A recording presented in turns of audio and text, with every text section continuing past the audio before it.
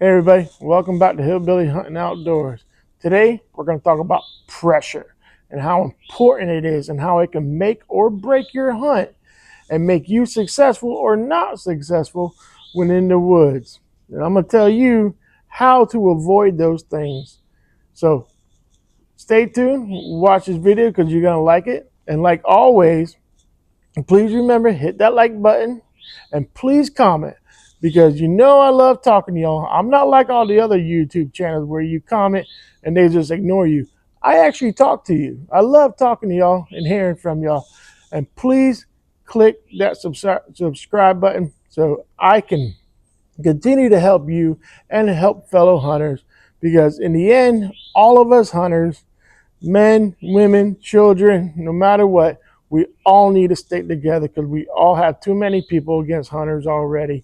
So hit that subscribe button so I can continue helping you and helping others, and we can all be successful together. Stay tuned. You're going to like this one.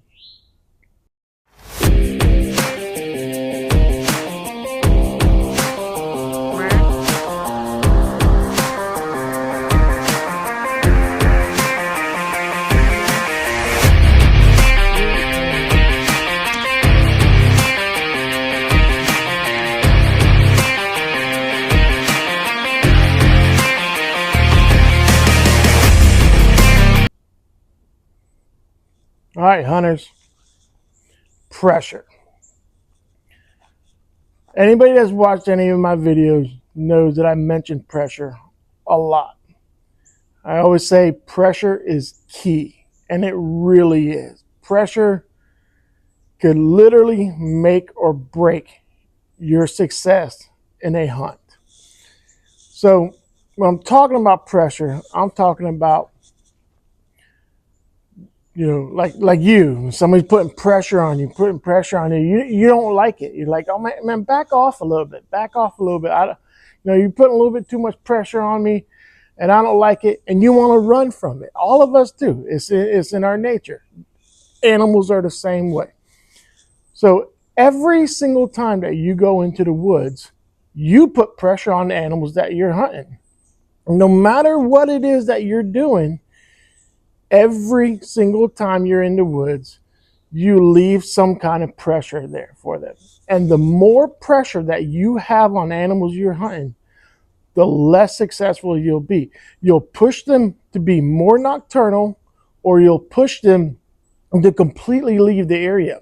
And then you'll be sitting there hunting day after day after day, and you keep getting all these pictures at night of the deer you're hunting, or like a big buck you're hunting, but you hunt day after day after day and you never see them.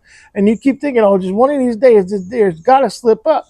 Well, if you have already put too much pressure on him, you're never going to see him. It's just that simple. It really is that simple. So every single time you walk into the woods, you're leaving scent behind. And remember, on my previous video, a deer has 297 million olfactory receptors. That's a lot, considering a dog only has, I believe it was 222, I think it was something like that. I know it was 77 million receptors less than what a deer has.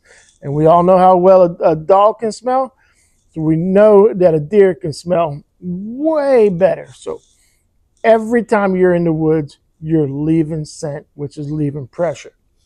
That being said, obviously, you got to go in there, check your cameras, put your corn out, do stuff to your stand, do a little scouting or whatever it is. So just remember this, that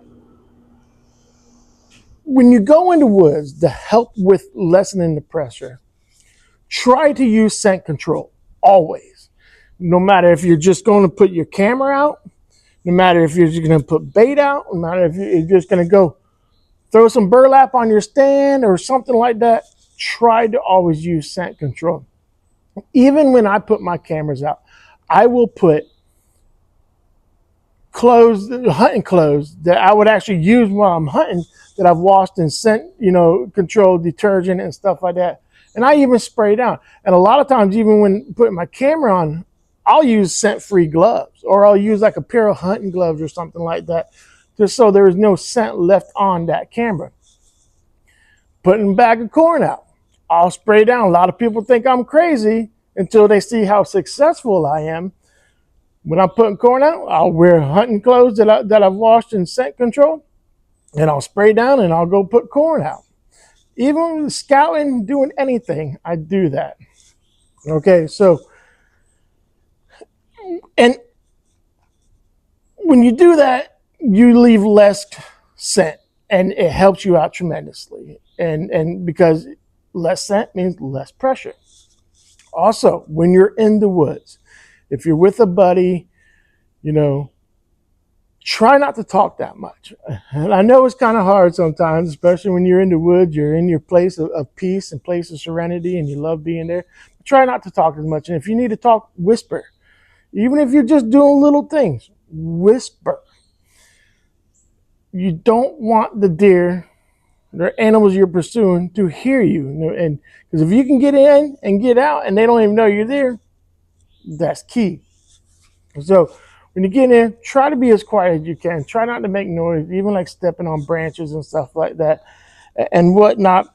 And some people, I know a lot of people actually, they'll use ATVs, side-by-side, four-wheelers, things like that.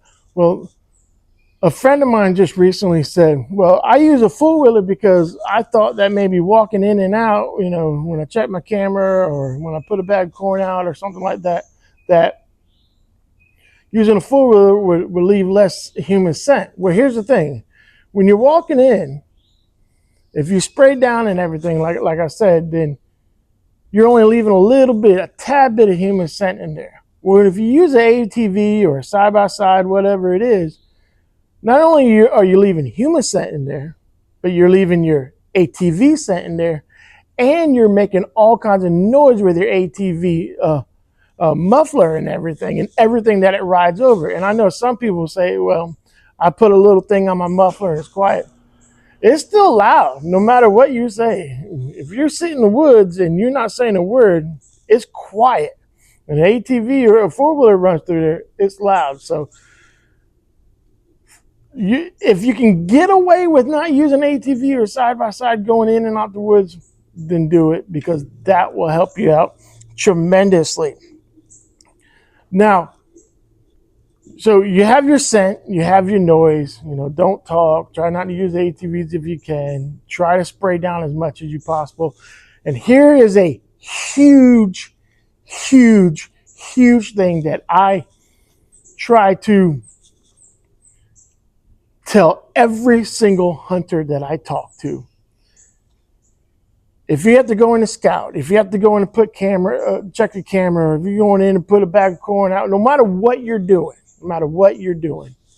never, ever, I'm going to repeat that, never go in there during hunting hours. And what I mean by that is, like for me, most of all my hunts are the first 3 or 4 hours of light and the last 3 or 4 hours of light. So during those times, I will never, even if I'm not going to hunt that day, I will never go into those woods during those times. I will go into the woods like the midday in between those times. Because what happens is a deer will actually pattern you way more than you actually pattern them, which I'm going to make a video about patterning a little bit later on. But animals pattern people.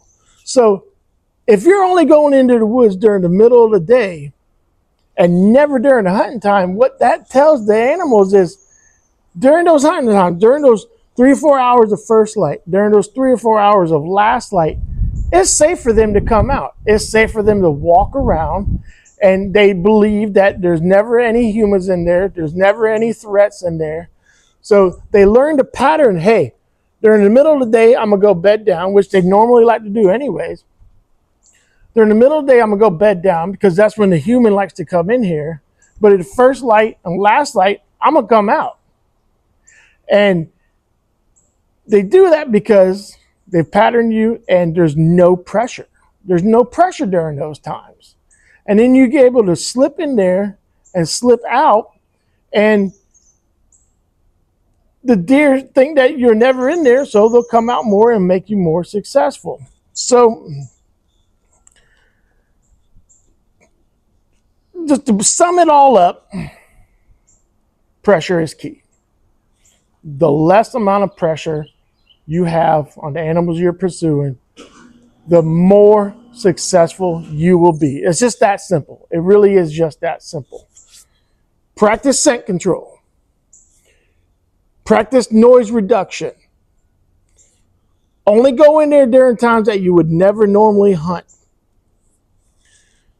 Do all these things, and no matter what you're doing, checking cameras, scouting, doing something to your stand, anything like that, and you will keep the pressure down, and you will trick the deer and manipulate the deer, because you can do that, into coming out when you want them to come out. So do these things, and I promise you, you'll keep the pressure down, and you will be way, way, way more successful. So I hope you learned something. I hope you enjoyed the video. And until next time, God bless you. And remember, you always get out of it what you're willing to put in it.